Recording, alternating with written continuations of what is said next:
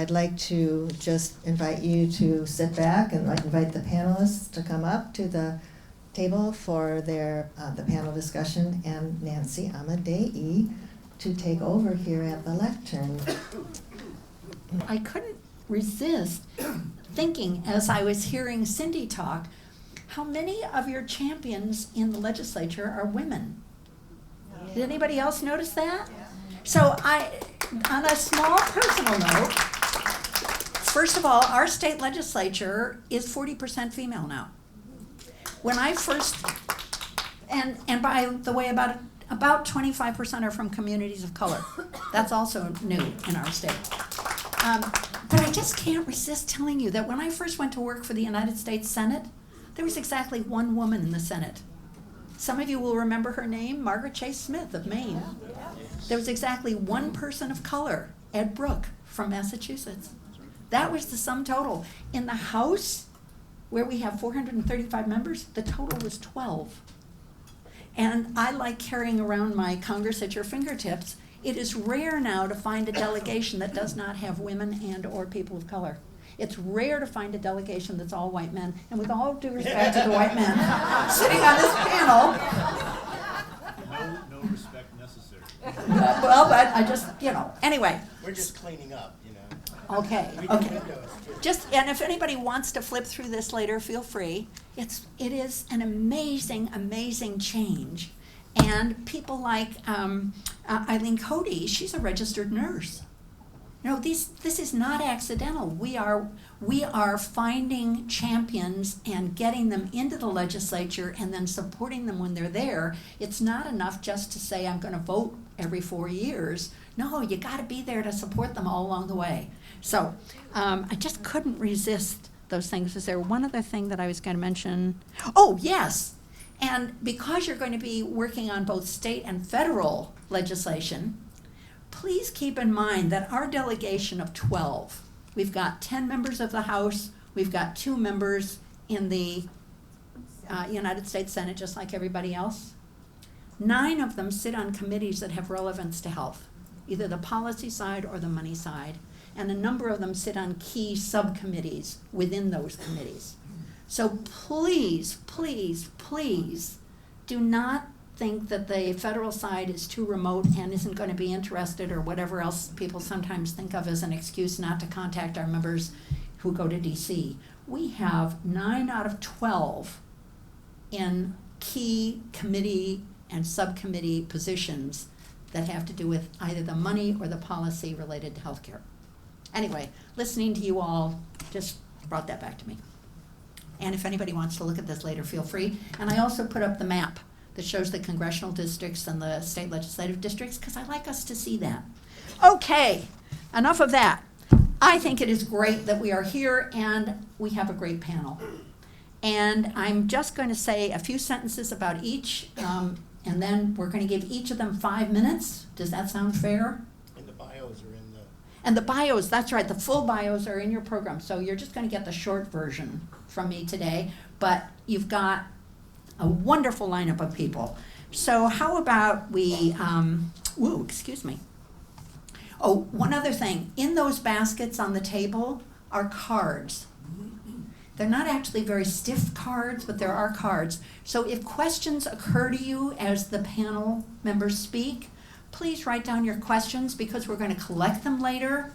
And we are going to have time after the break. We'll sort through to kind of compile them. But then we will have time to ask our panelists to deal with your questions. So please kind of keep that in mind as you're listening to the panel. That will be very important. Okay, we're going to start with Ronnie Shure. And I'm just going to say a few words about him. He's been advocating for universal health care for almost 50 years. Hard to believe. I think he started when he was 2. That was at least. He's going to share 2 things. Some of the greatest recent legislative victories, you've been hearing a little bit about that already, and then some highlights from the Washington State ISPP. I even know what it means. Institute for Public Policy. Thank you. So he's going to give us a little bit from that. So would you like to come up here? Why don't you sit right there? Okay, I'll take your place. So I'm really excited to be able to talk about universal health care, single-payer universal health care, and a report that actually, by our state agency, that actually says single-payer and universal health care. That wasn't always possible.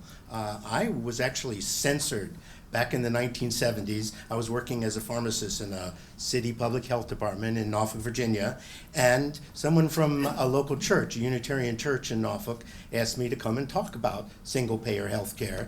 And it was a great talk. It was a very supportive setting, lots of questions. But the next morning, I got a call from the mayor of the city of Norfolk. Someone had complained to him that a city employee is out there talking about socialism. So the director of the city health department and I ride down to the mayor's office, and I explained to him what I was talking about. I explained to him that it wasn't any more socialism than our public schools or our fire departments, and what the message was. And he got the message pretty clearly, but he did turn to me and say, this is not the time to be talking about that in Norfolk, Virginia. And now we have mayors that are saying universal health care, saying single payer. We have city councils that are doing it. We have state legislators. We have governors. We have U.S. congresswomen and congressmen and presidents of the United States that are talking about single payer and universal health care. Presidential candidates. Yes, thank you. So please join me in just rejoicing in that, and maybe in sharing that we're talking about including everyone. As our T-shirts and our programs say, everybody in and nobody out. Why don't you join me in saying that? Everybody in, nobody out. Everybody in, nobody out. So the state Institute for Public Policy has actually written this description of what it's going to take to get to universal health care. They've given us some opinions to work on and have talked about mandatory coverage, about subsidies for people with low incomes, and about having to provide some equity and for covering pre-existing conditions. And they've even gone so far as to define what single payer is. It's just a pleasure to see that in print. And so the other thing in the study was comparing it with universal, with other countries. And they talked about the fact that the United States is spending a lot more money, sometimes twice as much as other countries, but we are not necessarily getting twice as much better outcomes. We have the whole things that hold us back, like out-of-pocket expenses, which a health economist would say is a moral hazard, because if you lower those out-of-pocket expenses, if you cover everyone, then you actually have increased utilization. And the fact is, if we did take that risk or cross that hazard, we would actually have better levels of health outcomes. And if we have higher out-of-pocket expenses, people are not going to go and get really important tests. They're not going to go and get preventive care, and they're going to forgo medical care. So they talk about what drives up the cost of higher expenses or the higher spending in the United States. They've talked about administration costs, and you're not keeping up with me. Oh, you are. You're ahead of me.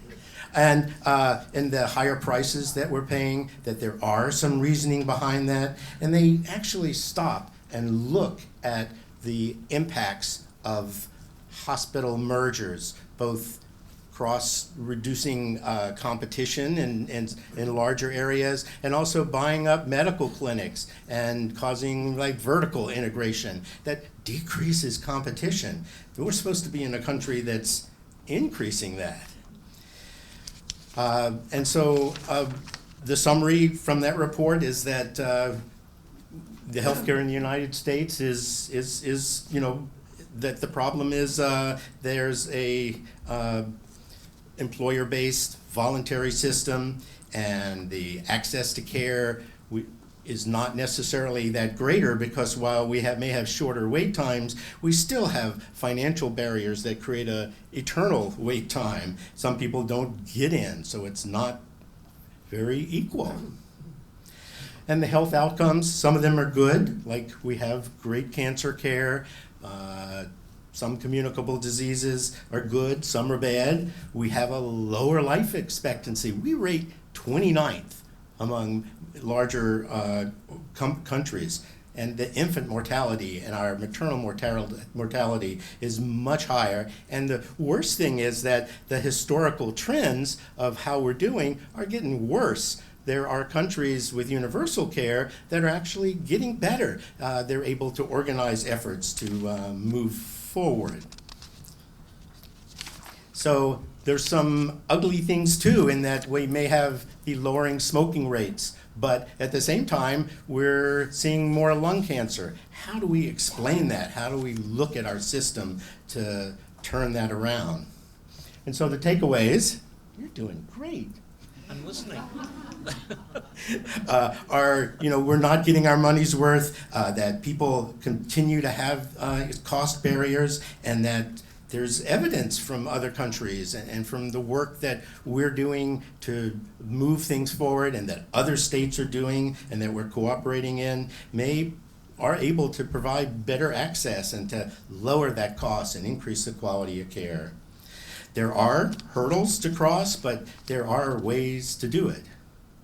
So the last item, even though my time is up, is just to let you know that there is a healthcare work group that we've talked about already, which is a major step forward to have a group that contains hospitals or then contains representatives from insurance companies, as well as the voices we have in the legislature and advocacy groups and public voices, that we are actually talking about a way to move our state forward and develop a pathway. We've had one meeting, and it was actually more than just an introduction to each other. It was a chance to address some of those issues about equity and the fact that success is going to look at including everyone. As we started out, everybody in, nobody out. Thank you. So, Aaron Katz, another person from the UW. Yay. Okay. Yeah, Aaron has taught a lot of healthcare providers over the years. He teaches people how to improve health systems around the world. He's going to share some of his lessons with us about using that experience to improve our healthcare system here in the U.S. I was asked to talk about what we can learn from other countries. Closer. How's that? Very few people accuse me of speaking too softly. So I was asked to talk about what we can learn from other countries, and the snide part of me would say nothing, of course, because we're Americans. And we do everything best. But as Ronnie suggested in his sort of review, that's clearly not the case. I mean, I don't think there's any debate anymore about the fact that the U.S. healthcare system performs poorly in comparison to almost all other industrialized countries. Whether you're talking about how much we spend or, our clinical outcomes, I don't think there's much debate about that. I think the question is, and the WISUP report, I have a very different view than Ronnie sort of laid out of the WISUP report, the report he just reviewed. It describes other countries' healthcare systems reasonably well, but it's what I would consider a typically American economist's view of how healthcare money flows. And by that I mean it really focuses on mostly the micro activities in the healthcare system as opposed to the structure and governance of it. So I have lots of colleagues at UW who are health economists, and they do really good research on the behavior of physicians in the face of financial incentives, or the behavior of patients in the face of financial incentives, or the behavior of hospitals in the face of financial incentives. It's not that that's not unimportant, but that's not actually why we spend so much money on healthcare, all those behaviors. We spend a lot of money on healthcare because we're unwilling for government to control that sector. That's why we spend so much money. So what can we learn from other countries? There's basically 3 lessons that I believe we can take from looking at the places like Germany or the UK or Canada, and as well as others. Is number 1, as Ronnie helped us understand through the chants, is everybody has to be in. That's necessary for an efficient system. And number 2, there has to be somebody with their finger on the spigot that controls the amount of money that goes into healthcare. The type of spigot changes depending on the country, but there has to be somebody controlling the amount of money that goes into the system. You know, much as the way that Ronnie, you alluded to public education or to fire departments or to roads. You know, why aren't teachers paid what they should be paid? Because we limit the amount of money that goes into the K through 12 system. And we do it through a publicly accountable mechanism, the state legislature. Now, many of us don't like what the state legislature has been doing in education funding, but nonetheless, they're accountable. In healthcare, we have nobody with their hand on a spigot. Okay, there is nobody in charge. There's nobody whose finger you can point at and say, they're the reason that we're spending twice as much as Canada. So that's the second lesson. And the third lesson is unfortunately not something that we can solve, which is we should have reformed our healthcare system someplace between 1850 and 1950, when the entrenched financial interests were much fewer and less powerful. So if you look at Canada, you know, our closest neighbor, they began to reform the financing of their healthcare system in the 1960s in the frozen tundra of Saskatchewan, back when insurance companies were few and small. Well, now they're not. And so that's unfortunately the third lesson that we can learn. But I think the hope that I have for the Universal Healthcare Work Group is that it will be able to focus on a few key characteristics of an efficient, effective healthcare system in Washington State, that is one in which people get the care that they need when they need it from the right provider for a price that's affordable to them. So a few key characteristics of the governance and financing structure of that system. If we can accomplish that in the next 12 months, and it's not a year and a half, it's only 12 months, I'll be satisfied. Thank you. So I'm the token physician, I guess. My name's Ken Fabert, and as you saw in my little blurb in the brochure, I've sort of been slugging it out in the trenches of primary care for 40 years, and I came most recently to the Northwest from Chicago, where I was on the faculty at the University of Illinois Chicago family practice residency. I wasn't a very good teacher, so I decided to get back to clinical practice and signed on with Group Health, thinking, well, that's a progressive organization, and it's kind of my last stop in my Cook's tour of primary care in America. And well, we won't go into that, but it was not exactly what I had in mind. So at one point, I cashed in my chips and went to New Zealand to practice in a well-respected single-payer system. Now, New Zealand's a small country; it's 4.5 million people, but they spend about 9% or so GDP for healthcare. We spend at least twice that. And the day-to-day reality was an epiphany for me, because within a few weeks I realized that this is why I'd gone to med school. I'd always wanted to do primary care. I think there's a certain romance to being the first one in, and especially in a rural setting where things aren't filtered. They haven't gone to an ER, to urgent care center, there's continuity of care. There are people who come in with primary presentations of actual problems, and you have to deal with it. Just to paint the picture, I went to a town called Whitianga on the North Island, the Coromandel Peninsula. Winter population about 7,000. It's a fisheries and ag support town. In the summer, the population doubles because there are some pretty nice beaches around there. And the health delivery system in Whitianga consisted of, you think there was a hospital? No. ER? No. Urgent care center? No. There was a small funky house on Main Street that had 4 practitioners, at any given time, 3 of which were on duty. We covered night call.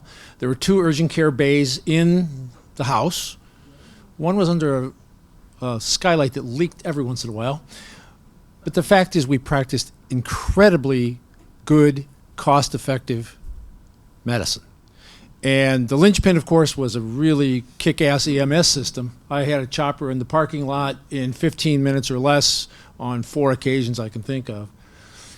But the other linchpin were people who understood the value of everybody in. They were proud of their system. They were proud of the fact that everybody had health insurance. As a little experiment, I sort of got to know a few people, and we discussed health policy, and I said, I'm going to give you a few terms that are pretty common parlance in the U.S., and tell me what you think of these. So, out-of-pocket maximums. Huh? Copay? What? Well, actually, they understood copay because, unfortunately, there is a copay in New Zealand, and people complain bitterly about it. But the whole idea of all of these gotchas and limitations and intricacies that we're all too familiar with, and I would hazard to guess maybe don't quite understand as well as we'd like to, they drew a blank. Everybody had health insurance. So that kind of took the wind out of the sails. There was no, I would say, hyper-litigation to recover damages and health insurance costs because there weren't any. People were covered. So there was a less adversarial approach to life. There was a more philosophical approach. It spilled over into all other spheres. Hospital care was good. New Zealand wasn't perfect. I sort of envision a triangle in healthcare. A system can provide everything. It can provide it right now, and it can provide to everybody. But one of those 3 things has to give. I mean, in New Zealand, there is you wait for elective things. People here call that rationing, which is ridiculous, actually, because I've seen so many cases in New Zealand where time is a diagnostic test that the health insurance industry can't charge you for, but that we're unwilling to incorporate anymore. You don't need an MRI 3 days after you tweak your knee most of the time. And, maybe 3 weeks of physical therapy and rest, and things do heal. There's a whole mentality. Things will heal. Things will get better. We don't have to intervene always with often adverse outcomes. Bottom line is they were patient, they were appreciative, and we practiced really, really good medicine, and the health outcome data will support that. And so I'm here to bear witness. It works. It was wonderful. Why didn't I stay? Talk to me later. David Loud. David Lau, going to bring us up to date on State-Based Universal Healthcare Act of 2019. And let me refer you to pages 8 through 10 in your program, which summarize this federal bill and answer some frequently asked questions. And the strategic premise of the State-Based Universal Healthcare Act is that politically there are states much closer to being able to create a universal healthcare system than our federal government is close. That we will get there as a nation, but that in all likelihood, some states will lead the way, which is a very common part of our national history on so many things: Social Security, marriage equality, abortion rights. There are, actually it's quite a long list, but just to make the point that this is a feature of our federal system, like in Canada, that is real. And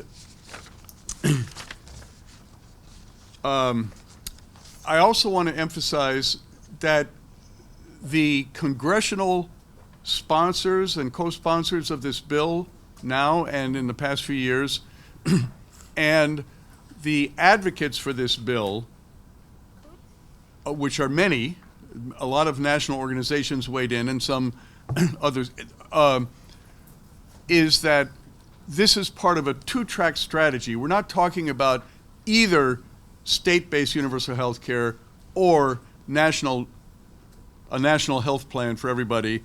We're talking about working it on both levels, and I got 3 minutes. So I want to quote something that's not in the booklet just to give you the strategic idea here. This is Representative Pramila Jayapal, who's the co-founder, the co-chair of the Congressional Medicare for All caucus. So she's as strong an advocate of Medicare for All as there is. I'm proud to support this critical bill, the one we're talking about here, which builds on my state-based universal health care legislation. She introduced it last year, before her, Jim McDermott in 2015.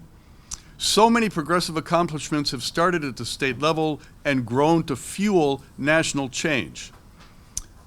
Americans are fed up with a broken healthcare system that lines the pockets of insurance and drug company executives at the expense of families struggling to keep up with skyrocketing costs. Supporting state-based universal healthcare efforts will help build momentum for the grassroots energy we need to achieve bold structural federal reforms through Medicare for All. So she sees this, and I see this as a movement-building proposition that will help us both at the state and the national level.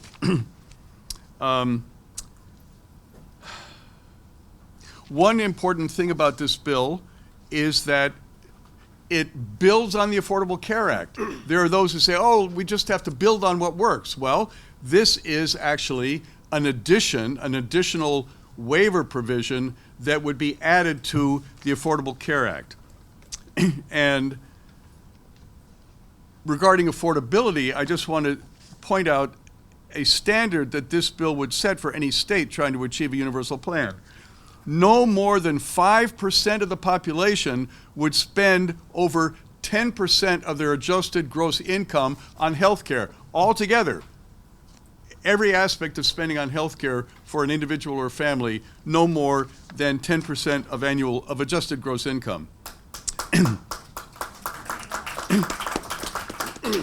And another feature of this, which is very interesting from the National Strategy Conference, Single Payer Strategy Conference, a number of us here went to recently in Portland, is that this bill would allow for regional plans that states could come together. So, for example, there's been a lot of talk about the blue wall of California, Oregon, Washington, and possibly others joining in that.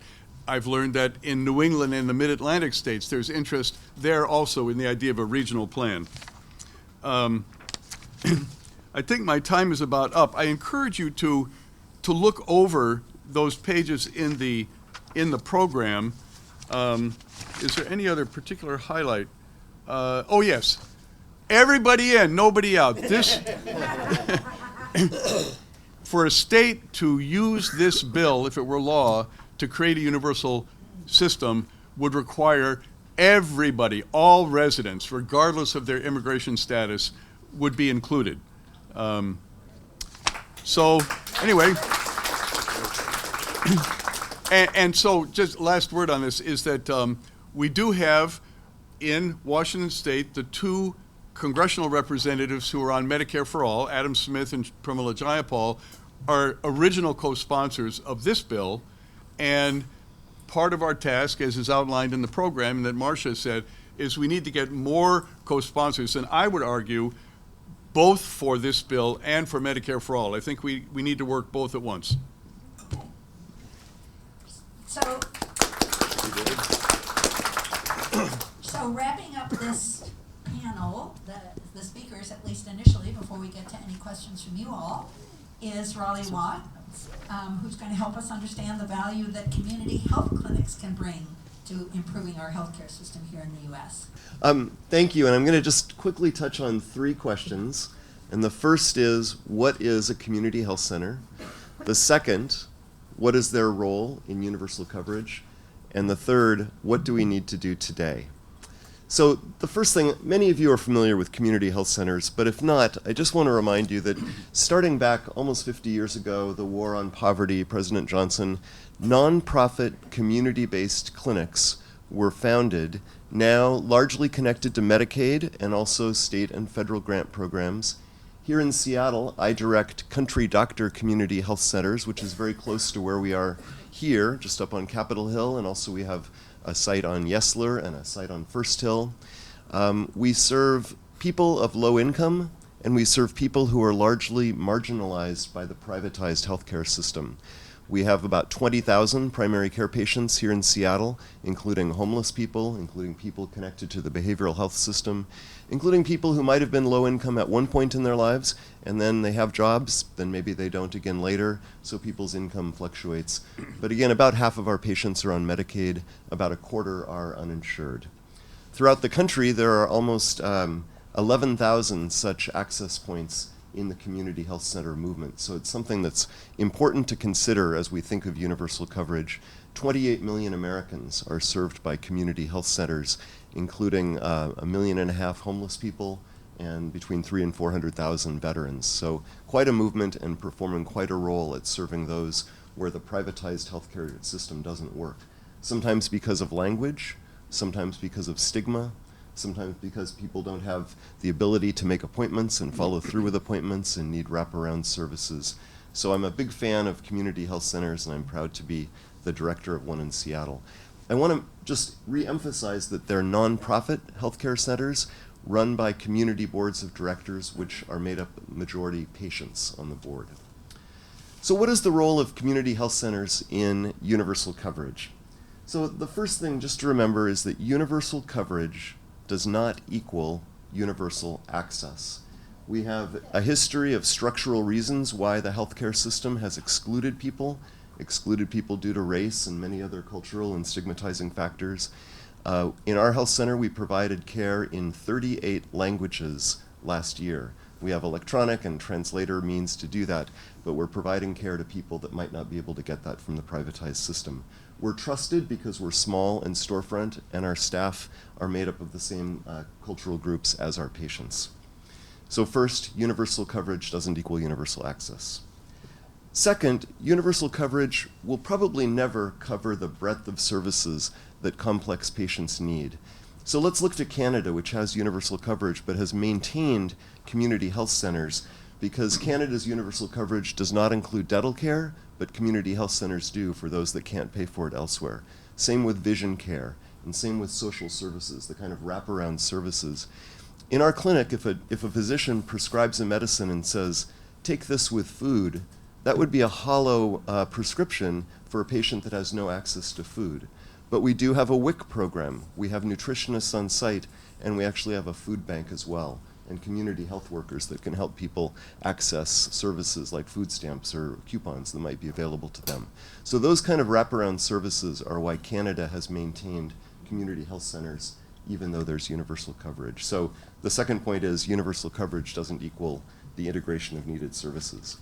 But the third is community health centers are incredible sources of innovation and cost savings. We have partnerships with emergency departments. My clinic operates a walk-in access point just 30 feet from the emergency room at Swedish, so patients can get primary care without having to go to the emergency room. We have free transportation options for patients. We have a prison reentry program so people can come and get care immediately out of prison. And we're able to use the data that we have available to evaluate with our state Medicaid program that for equivalent patients, patients at community health centers are saving the Medicaid program money compared to the care that they would use in the private healthcare system. So we're sources of innovation. But the final question in my last minute is, what do we need to do today? So we're all working toward universal coverage in the years ahead, but that whole system will fail, in my mind. Everything we're working on will fail if we do not build up the primary care workforce. Am I with good company here? Exactly. And in our system, family physicians and nurse practitioners provide care. But in America, there's a shortage of nearly 50,000 family physicians projected. A little bit less of a shortage with nurse practitioners, but there is a distribution problem. But as we increase the access points for more people through universal coverage, we will need more family physicians, more nurse practitioners, more primary care providers. So we need to invest today in changing the education system, the payment structures, the loan repayment programs, and all of the incentives that are needed to bring the right people into the workforce. In the US, we spend between 6 and 7% of our healthcare dollars on primary care. In UK, it's more like 13%. So let's invest in primary care. So that's my main point. Support community health system today in order to be ready for the future. Thank you.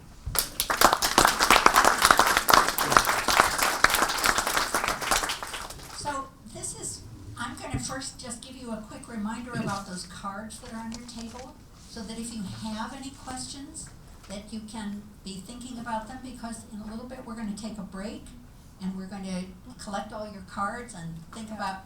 I'm the collector. Okay. Okay. Just before we get to a break, I want to ask one quick question. Is that all right? So, you panelists, you know one another. You know this question very definitely. It seems so obvious to all of us we should have some form of universal health care. Could each of you, in just one sentence, say what do you think is the biggest obstacle? You said? Money. I mean, sort of what I said. Well, everybody's. Everybody. You know, I mean, basically, we have a system that is really good at churning money and making profits for lots of organizations and people, and they don't want to give it up. Go ahead. Yeah, it's money, but this is the richest country in the world, so it's distribution of money. It's really a false ideology that drives this, and it's called market economics. It's irrelevant to what we're doing. What we're doing is compassionate, humanitarian, and moral. And none of those things have anything to do with capitalism, so we've got the false model. I would add that one of the most terrible legacies of Ronald Reagan is to have initiated a trend of mistrust and hostility to government as the enemy, as the problem, which is something that is a very, very big obstacle for us. Trump's rectifying that. Yeah. Yeah. Yeah. Yeah. Since the first African was brought to the American shores as a slave, we have believed that equity is bad. We've built an economic system that is based on inequity and is fed by inequity in healthcare. So providing healthcare to some and not others maintains the inequity in our healthcare system. And I think that's the biggest obstacle we'll have to overcome, is a belief that actually everyone does deserve healthcare. We don't believe that in this country. And I would say those are all the important factors: the money, the inequity, the support that's needed. But the real bottom line is the political will, and not the will of our legislators. We have some great voices in the legislature and in candidates for president of the United States. It's our will. It's important for us to educate ourselves about these inequities, about how we can really make a difference, and to back up the voices that we have in our state legislature, nationally. Vote. Vote with our voices to educate each other, and also vote for candidates that will listen